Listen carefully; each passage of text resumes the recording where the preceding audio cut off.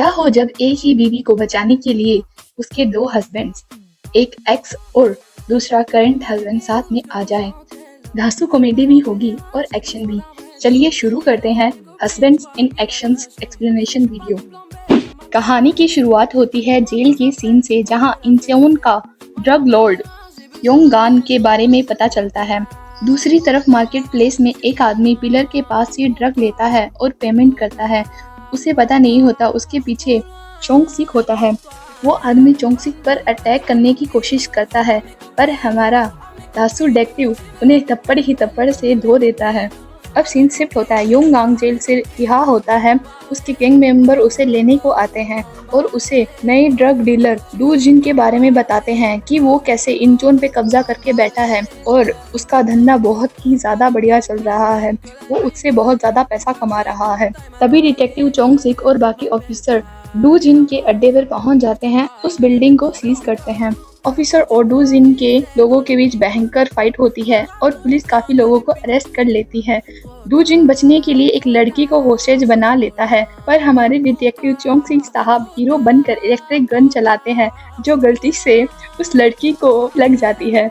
ये सीन बहुत ज्यादा फनी था, पर एंड में डू जिन पकड़ा जाता है। नेक्स्ट सीन में डिटेक्टिव अपनी एक्स वाइफ और बेटी से मिलने के लिए कैफे में पहुंचता है। अपनी डॉटर के साथ एंजॉय कर रहा होता है। तभी चोंगसिक अपने एक्स वाइफ से पूछता है, तुम्हारा कुत्ता डॉक्टर कैसा है? मेरा मतलब है वो कुत्तों का डॉक्टर कैसा है? एक्स वाइफ गुस्से में कहती है, अब तुम मेरे पति नहीं हो, तो मेरे नए हस्बैंड की इज्जत करना सीखो।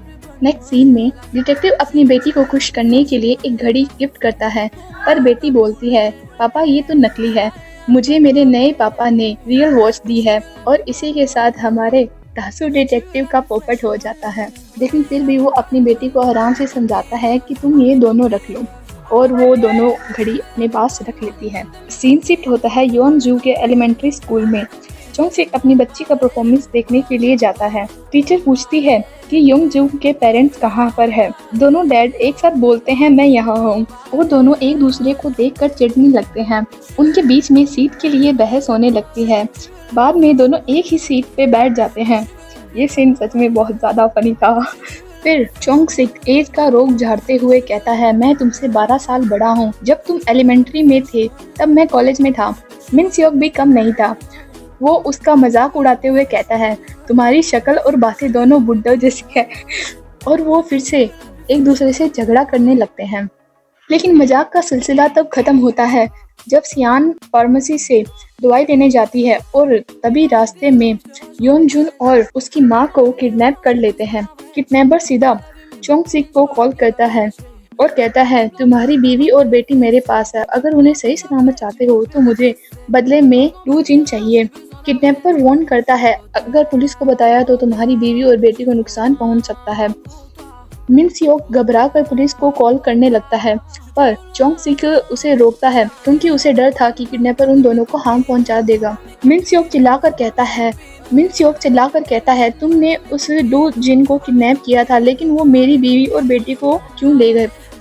पूरे रास्ते उन दोनों के बीच भयंकर बहस होती रहती है। चोंगसिक एक दासू प्लान बताता है। वो मिन सियोक को कहता है, वो डू जिन को जेल से ट्रांसफर के दौरान रास्ते से भगाने का फैसला करता है। ये प्लान था कि ट्रांसफर के दौरान मिन सियोक अपनी गाड़ी से पुलिस वैन को टक्कर मारेगा और फिर वो डू जिन को लेकर भाग जाएंगे। नेक्स्ट सीन में चोंगसिक डू जिन के ट्रांसफर के लिए कुछ कार चला रहा था।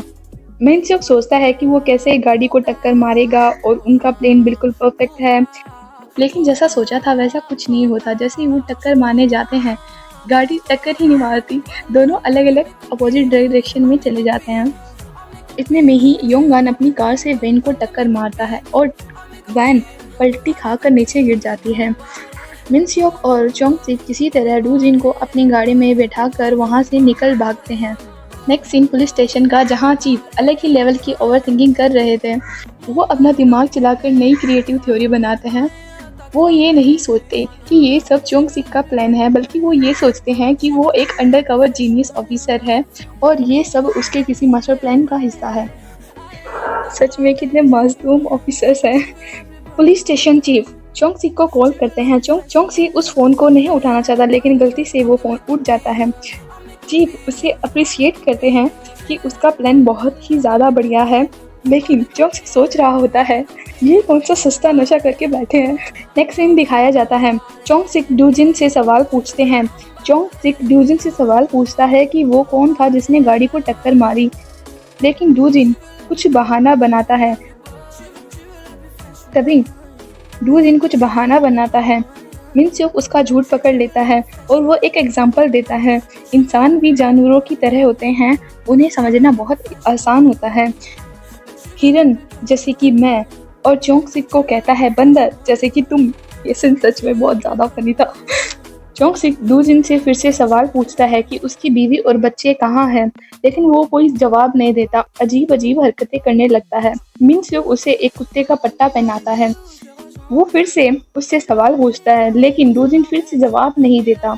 तब मिनस्योक एक स्विच दबाता है जिससे जिससे डूजिन को इलेक्ट्रिक शॉक लगता है। मिलते हैं नेक्स्ट पार्ट में, तब तक के लिए बाय बाय।